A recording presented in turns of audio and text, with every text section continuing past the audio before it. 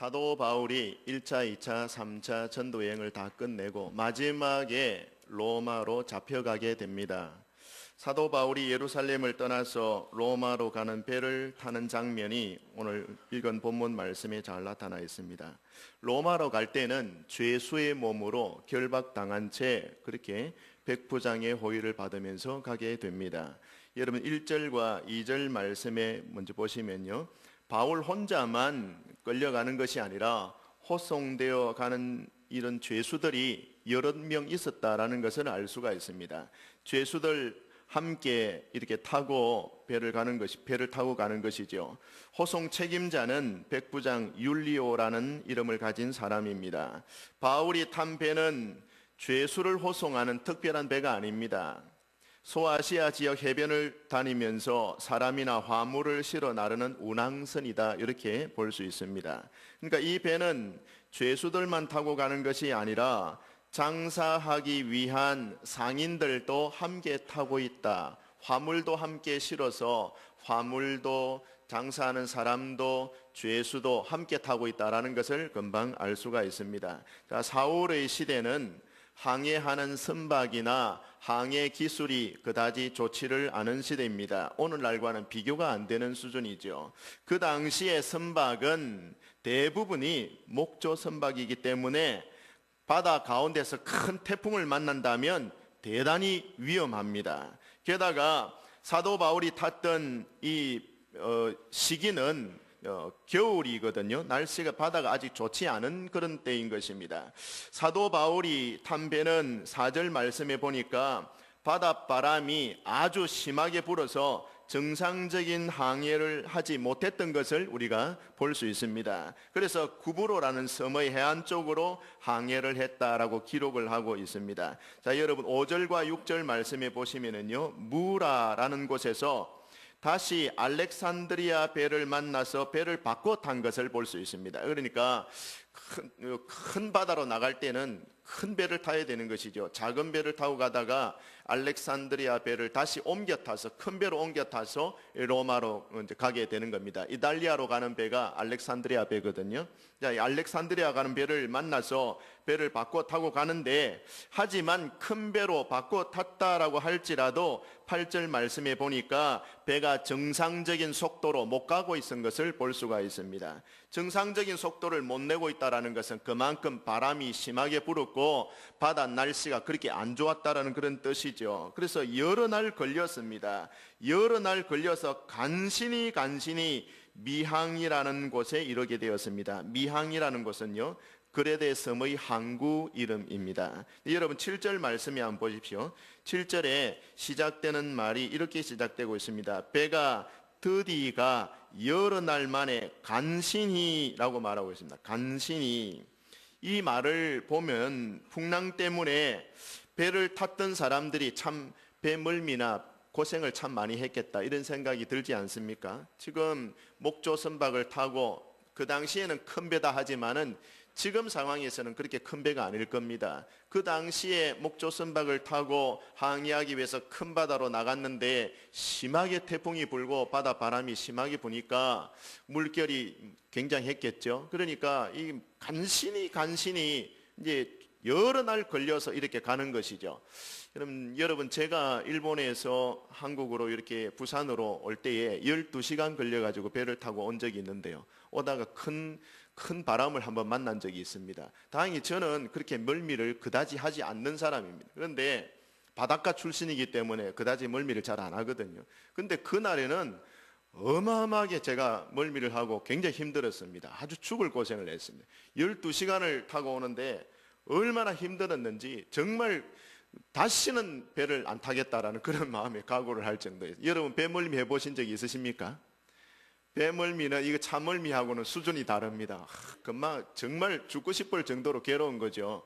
근데 아마 사도 바울이 탄 배도 역시 마찬가지였을 것입니다. 그 당시에 무슨 안정장치도 별로 없었을 것이고 배멀미를 심하게 한 사람은 아마 심한 고생을 했을 것 같습니다. 여러 날 지낸 후에 이제 미항에서 다시 항해를 하려고 할 때에, 이때 말입니다, 사도 바울이 가만히 생각해 보니까 항해하는 것은 위험하다.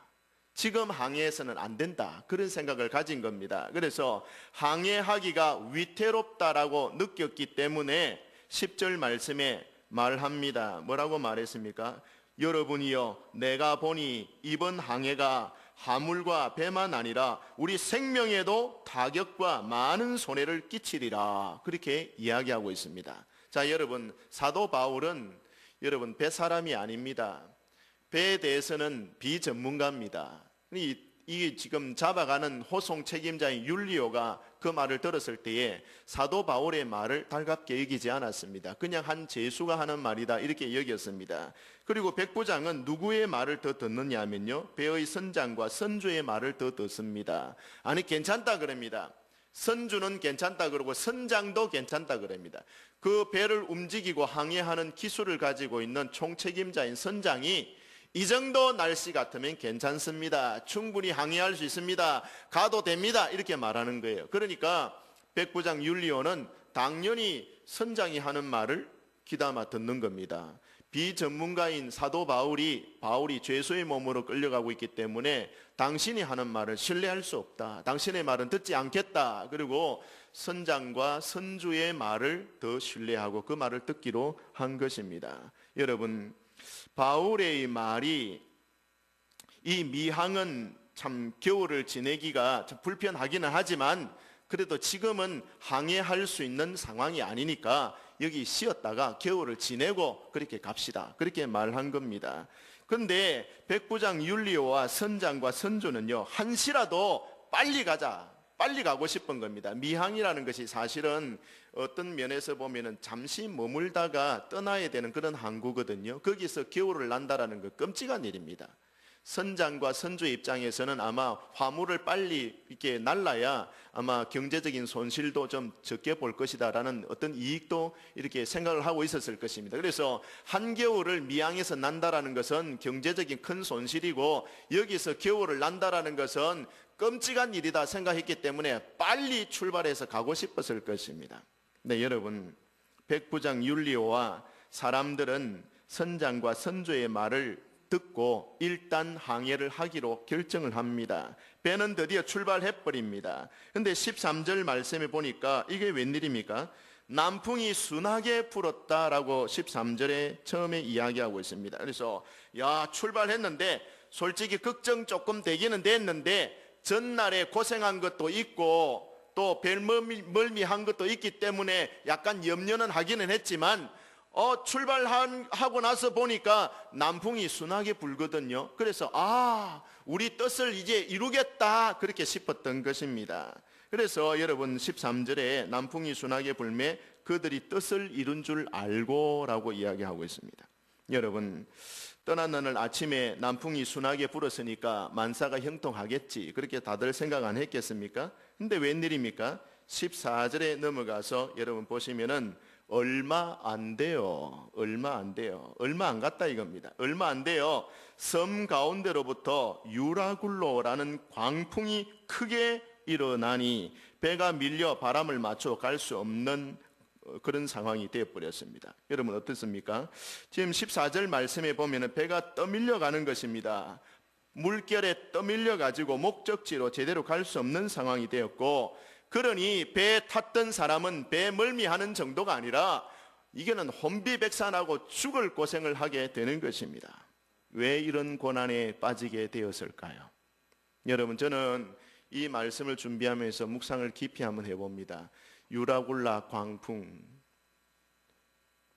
배에 타고 있던 사람들이 그 광풍 때문에 어마어마한 고통을 지금 당하고 있지 않습니까? 배가 항해를 하든지 안 하든지 그 광풍은 그 바다에 있었을 것입니다. 그렇죠? 근데 그걸 모르고 이 배가 항해를 했기 때문에 그 광풍을 만난 거 아닙니까? 사람들이 왜 이런 고난, 고통에 빠졌을까? 저는 묵상해 보았습니다. 여러분 생활 속에도 이런 광풍들이 있지 않습니까? 우리가 신앙생활을 한다고 하지만 때로는 이런 말 못할, 정말 남에게 이야기하기도 부끄러운 것, 정말 남에게 말하기도 고통스러운 일들, 이야기하기 싫은 일들, 얼마나 큰 광풍들, 눈에 눈물이 나고 마음에 큰 고통이 일어나고 삶이 어둡고 힘든 그런 큰 광풍과 같은 일들이 저와 여러분 생활 가운데 많이 불어닥치는 것입니까? 많은 사람들이 크고 작은 고난을 당합니다. 근데 왜 내가 이런 고난을 당해야 하는가? 왜 나에게 내 삶 속에 이런 고난이 불어닥치지? 근데 이 고난을 당하게 된 이유를 모르고 당하는 사람이면 정말 억울하겠죠. 내가 고난 당하는 이유를 모르고 고난 당하고 있는 것 같으면 화가 나고 안타까운 것입니다. 그러나 고난 당하는 사람이 자신이 고난을 왜 당하는지를 알면은 아주 지혜로운 사람입니다. 여러분, 그 고난을 통해서 자신의 잘못을 깨닫고 자신의 삶을 바로 잡을 수 있기 때문에 그 고난이 때로는 유익이 될 수가 있는 것입니다. 대체적으로 고난이란 왜 당하는가를 생각해 볼 때에 여러분, 충고를 깊이 듣지 않기 때문에 당한다라는 결론을 내릴 수 있습니다. 여러분, 오늘 말씀을 토대로 그 말씀을 한번 전달해 보겠습니다. 사도 바울이 담배가 고난을 당하게 된 첫 번째 이유를 생각해 본다면은 바울의 충고를 들었더라면은 항해를 안 했을 거 아닙니까? 여러분, 유라굴로라는 태풍이 배가 바다로 나가든지 항해하러 나가든지 안 나가든지 그 태풍은 그대로 그냥 불었을 것이에요. 하지만 안 나갔으면 안 당하는 거예요. 나갔으니까 지금 당하는 거예요. 그렇죠, 여러분. 그러니까 보세요. 사도 바울이 충고를 했지 않습니까? 충고를 했을 때에 지금 항해하는 것이 옳지 못하다, 좋지 못하다, 생명이 손상될 가능성도 있고 우리의 모든 화물도 다 이렇게 다 버려지게 될 그런 가능성이 있다, 손실이 클 가능성이 있으니까 나가지 않는 것이 좋다라고 분명히 이야기했음에도 불구하고 이 충고를 귀담아 듣지 않은 것입니다. 사람들은 생각했죠. 바울은 비전문가고 선장과 선주는 전문가니까 전문가의 말을 들어야 되지 않겠나. 율리오는 그렇게 생각했고 배를 타고 있던 사람들도 다 그렇게 생각했습니다. 여러분 생각은 어떻습니까? 여러분 입장에서도 전문가가 이야기하는 거하고 비전문가가 이야기할 때는 전문가가 조언해 주는 것을 다 들으려고 할 것입니다. 누구든지 말이죠. 그러나 여러분, 이 세상이 전문가의 말만 들으면 살기 좋아지고 고난거리가 없어진답니까? 아닙니다. 바다에 관한 일은 비전문가인 바울이지만 그러나 그는 지금 하나님의 종인 것입니다. 하나님께서 함께하는 사람의 말을 귀담아 들어야 하는 것이죠. 하나님의 사람들이 하는 말이 왜 중요한 것입니까? 영적인 분별력을 가지고 말하기 때문입니다. 하나님이 지혜를 주셔서 영적인 분별력을 딱 가지고 권면하고 충고하고 이야기해 주기 때문에 그 이야기를 귀담아 들을 필요가 있는 것이죠. 영적인 분별력은 하나님과의 관계에서 오는 것 아닙니까, 여러분? 그리고 그 사람이 하나님께 대한 믿음을 가지고 있을 때에 하나님이 분별력을 주시는 것이죠. 여러분, 일반적인 충고는 전문가에게 도움을 요구할 수 있습니다만 그러나 특별한 경우에 주의 종들이 하는 충고는 꼭 귀를 기울여 들어야 할 필요가 있는 것입니다. 자신이 믿음의 사람이 되어야 믿음의 사람을 알아볼 수 있고 자신의 속에 믿음이 있어야 믿음의 말을 하는 사람, 하나님의 사람들이 믿음의 말을 할 때 그 믿음의 말을 들을 수 있는 것입니다. 여러분, 책임자 백부장 율리오는 하나님의 사람을 알아보는 눈이 없습니다. 영적인 눈이 없어요. 그저 바울이 한 명 죄수로 보일 따름인 것입니다. 죄수가 말하는 것을 누가 곧대로 듣겠습니까? 여러분, 그러니 하나님의 사람이 충고한다라는 생각을 하고 있지 않습니다. 저 사람이 하늘과 땅과 그 가운데 모든 만물을 지으시고 이 천지 만물을 주관하고 다스리고 운행하시는 하나님의 지혜를 얻은 사람이다, 이렇게 인정하지 않습니다. 그러니까 그 사람의 말을 안 듣고 전문가 말만 들으려고 한 것이죠. 여러분은 어떻습니까? 여러분 앞에 큰일이 당하거나 어떤 중요한 일을 당했을 때에 참 중요한 일을 앞에 딱 놓고 누구와 의논하십니까? 여러분 어떻습니까?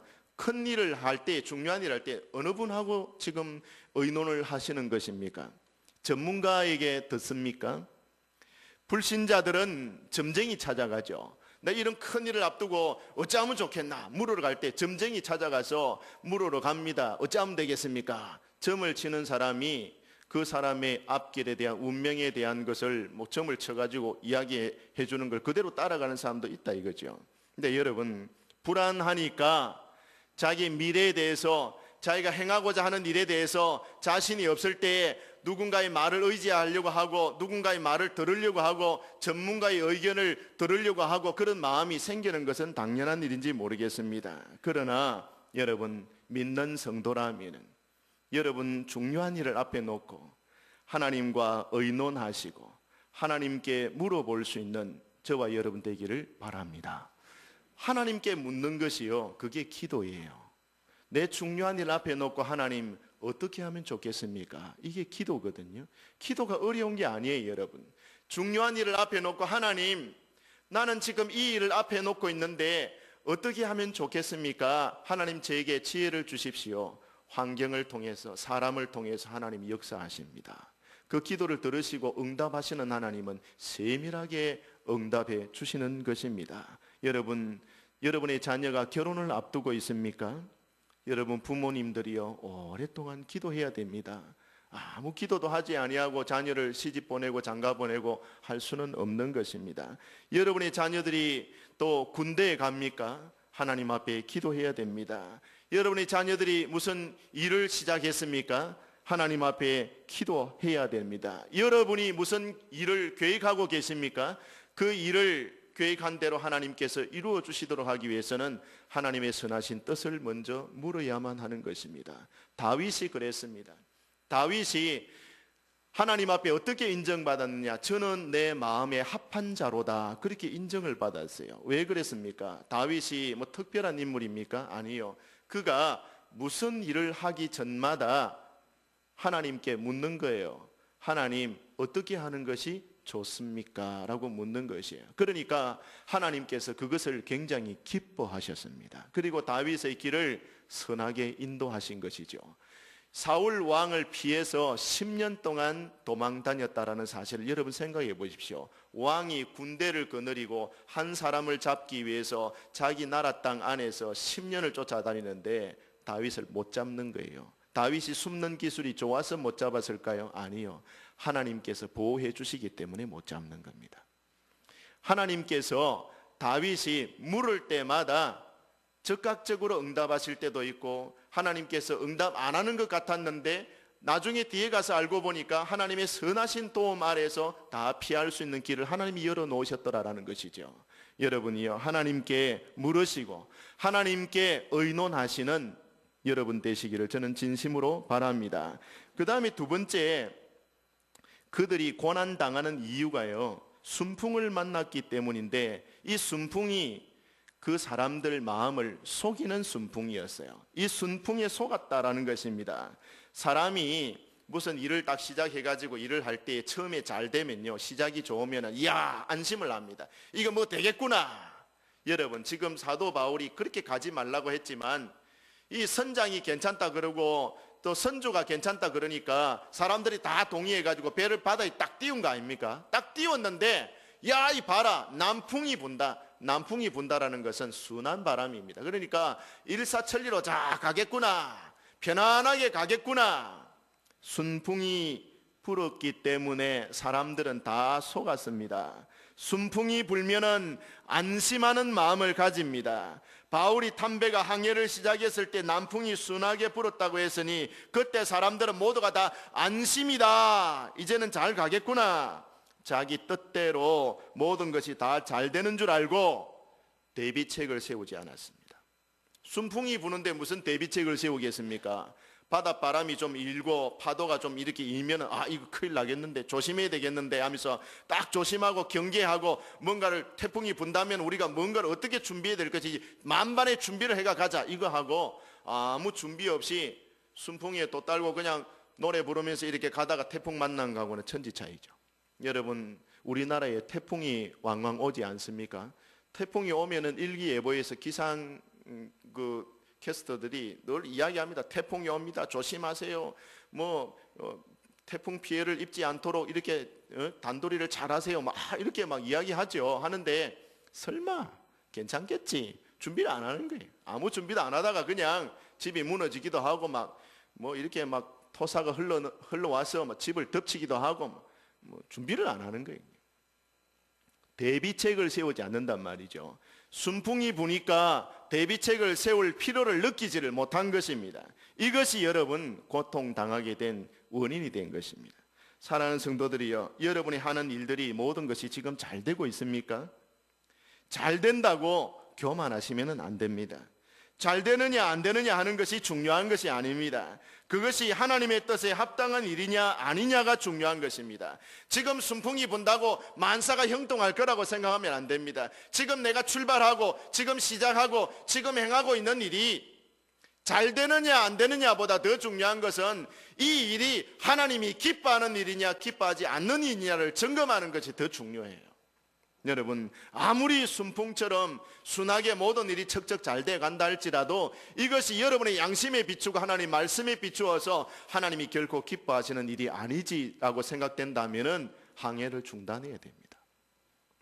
여러분이요, 무슨 일이 잘 된다라고 방심할 것이 아니라 내가 하나님의 뜻에 맞게 행동해야 그게 안심할 수 있는 것이죠. 아무리 잘 돼도 하나님의 뜻에 합당하지 않는 것이라면은 그것이 결코 안심할 일이 못 된다라는 사실입니다. 모든 것을 잘 살펴야 합니다. 한 번 더 기도하고 하나님의 마음에 합당한 편을 선택할 줄 알아야 됩니다. 여러분, 방심하지 마십시오. 이 세상이 정말 만만하지 않습니다. 편안한 상태로 우리가 순풍에 돛달고 항해하는 그런 인생이 아닙니다. 한 번 더 기도하십시오. 한 번 더 하나님과 의논하십시오. 그것이 여러분, 우리가 순풍에 돛단 듯이 이렇게 순풍 분다고 우리가 거기에 속으면 결코 안 됩니다. 하나님의 뜻에 맞는 것인지 하나님 마음에 맞지 않는 것인지 여러분 그것을 잘 살펴야 됩니다. 처음부터 끝까지 순풍이 부는 법은 없습니다. 대비책을 항상 강구해 놓으셔야 되는 것이죠. 세 번째는요, 그들이 고난당하는 이유가 광풍 때문에 고난당한 것이죠. 유라굴로라는 광풍 때문입니다. 유라굴로라는 말은 동북풍이라 이 말입니다. 남풍이 분다고 생각했는데 갑자기 동북풍이 불다니 이럴 수가 있는가? 그럴 수가 있습니다, 여러분. 우리 인생도 마찬가지입니다.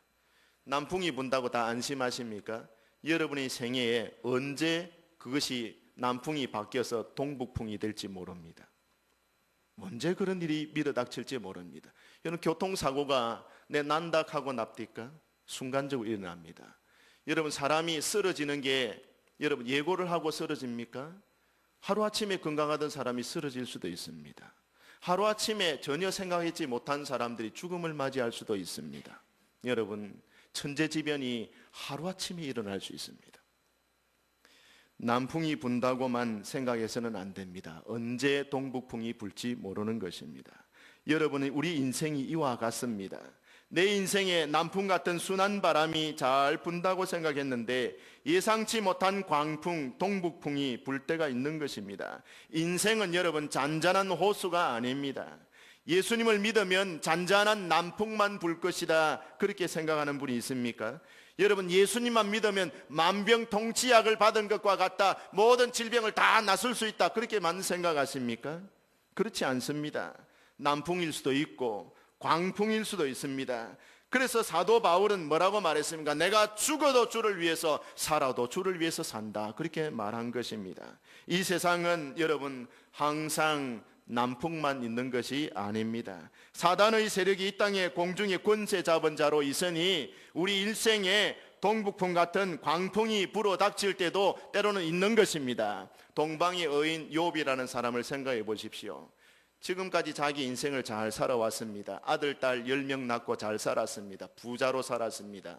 친구들도 좋았습니다. 근데 하루아침에 동북풍이 불었습니다. 아들, 딸들도 하루아침에 다 죽습니다. 재산도 다 날아갑니다. 여러분, 그런 때도 오는 것입니다. 방심하면 안 됩니다. 우리가 주를 위해서 살고자 발부둥 치면 발부둥 칠수록 사단은 우리를 시기합니다. 그래서 광풍이 불 수도 있습니다. 세상과 타협하지 않고 최선을 다해서 주님 섬기면서 믿음 순수하게 지키면서 살고자 애를 쓰면은 그런 사람들에게 광풍이 밀어닥칠 수 있습니다. 그만큼 믿음으로 살고자 각오를 한다면은 광풍을 맞을 준비도 해야만 하는 것입니다. 이 땅 위에서 성도의 목표는 부나 성공이나 번영이 우리의 목표가 아닌 것입니다. 성도의 목표는 하나님의 나라에 있습니다. 우리의 소망은 주님께 있습니다. 잘 되는 것 그 자체가 우리 인생의 목적이 아닌 것입니다. 병이 들 수도 있습니다. 젊은 나이에 죽음이 올 수도 있습니다. 사업이 안 될 수도 있습니다. 건강해야만 여러분 할렐루야입니까? 비록 병이 들어도 그것 때문에 하나님께 영광만 돌아갈 수 있다면 그것이 우리 인생의 축복이 될 수도 있는 것입니다. 여러분, 예수님 믿으면 복받고 건강하고 잘 되는 것 물론 사실이죠. 하지만 그것만 있는 것이 아닙니다. 더 깊은 신앙의 바다로 나아가면은 거기에는 때로는 우리에게 광풍이 밀어닥친다라는 것입니다. 여러분이요, 우리 성도들의 최고의 목적이 무엇입니까? 복받고 잘되고 건강한 것입니까? 그 여러분 이 땅에 살아가는 날 동안 여러분의 인생의 목표입니까? 여러분, 우리의 목표는 그것이 아닙니다. 오직 우리의 목표는 하나님께 있습니다. 여러분, 내가 자유로운 사람이지만 스스로 속박받는 삶을 살고 부유하지만은 스스로 가난해질 수 있고 영광스럽게 살 수도 있지만 모든 것 포기하고 종처럼 살 수 있는 것이 바로 오늘 우리가 사는 신앙의 삶이고 하나님을 섬기는 백성들의 삶인 것입니다. 우리가 섬기는 하나님 때문에 나를 포기하는 것입니다. 하나님의 복음 때문에 내 욕심을 내려놓는 것입니다. 내가 사랑하는 주님 때문에 내 가진 욕심과 내 가진 물질을 내려놓는, 내 시간을 내려놓는 그런 삶이 주님의 제자들의 삶인 것입니다. 여러분, 유라굴라라는 광풍을 사람들은 무서워하지만 저와 여러분 무서워할 필요 없습니다. 유라굴로라는 광풍이 우리를 망하게 하는 것이 아니라 하나님 말씀에 불순종하는 것이 우리를 고통스럽게 하고 망하게 하는 것입니다. 여러분이요, 세상은 항상 유라굴로가 있습니다. 바다에 나가면은 항상 태풍은 거기 있습니다. 태풍이 없는 바다가 어디 있습니까? 파도가 없는 바다가 어디 있습니까? 항상 거기에는 바람이 불고 깊은 바다에 나가면은 바람이 심하게 불고 파도가 높은 것입니다. 잔잔한 여러분 물결만 있는 것이 결코 아닙니다. 사랑하는 성도들이여, 말씀을 맺겠습니다. 여러분의 고난, 여러분이 당하는 환난 왜 당해옵니까? 여러분 지금 고난을 당하는 분이 있습니까? 어려움을 당하고 계시는 분이 있습니까? 왜 당해져 왔는지를 생각해 보셔야 됩니다. 이것이 어디서부터 비롯되었는가? 그리고 이 고난이 언제 끝나게 될 것인가? 여러분 생각을 해 보셔야 됩니다. 하나님의 사람의 충고를 듣지 않을 때에, 순풍을 보고 방심하고 대비책을 세우지 않을 때에 광풍이 여러분 생활 속에서 일어났기 때문에 고난을 당할 수 있습니다. 근데 여러분 이 세상에 살 때에 고난만 당하고 여러분 인생을 그렇게 마감한다면 얼마나 또 참 우리에게는 슬픈 일이 되겠습니까? 그렇기 때문에 지혜가 필요한 것입니다. 하나님께 물으십시오. 사람들이 하나님께 묻는 것을 참 잘 안 하는 것 같아요. 우리 찬송을 부를 때도 사람들이 어찌하여 아랠 줄을 모를까? 고난당하고 있으면서도 하나님께 아뢰지를 않는 거예요. 자기가 지금 광풍을 만나고 있는데도 기도하는 자리에, 하나님을 찾는 자리에 나오지를 안 하는 거예요. 고통을 당하고 있으면서도 그 고통이 무엇 때문에 당해오는지도 모르고 당하고 있어요. 원망하면서 불평하면서 그렇게 사는 사람이 얼마나 딱합니까? 원인을 알고 하나님께 맡기고 문제 해결을 하고 지혜롭게 사는 것이 우리에게 필요하지 않습니까, 여러분? 하나님께 물으십시오.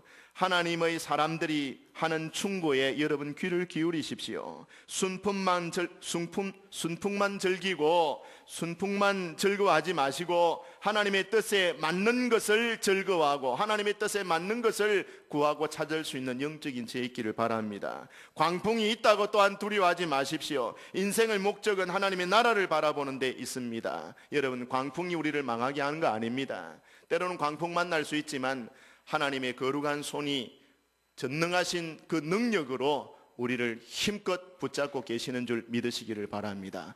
광풍 때문에 망할 사람들이 아니에요. 저와 여러분, 죄 때문에 망하는 것이죠. 여러분, 광풍은 우리를 때로는 연단시킬 수도 있습니다. 광풍을 두려워하지 마시고 하나님께 맡기고 기도하고 문제 해결을 하나님께 도움을 의지해서 해결받고 여러분 지혜롭게 남은 여생을 살아가게 되기를 주님의 이름으로 축복합니다.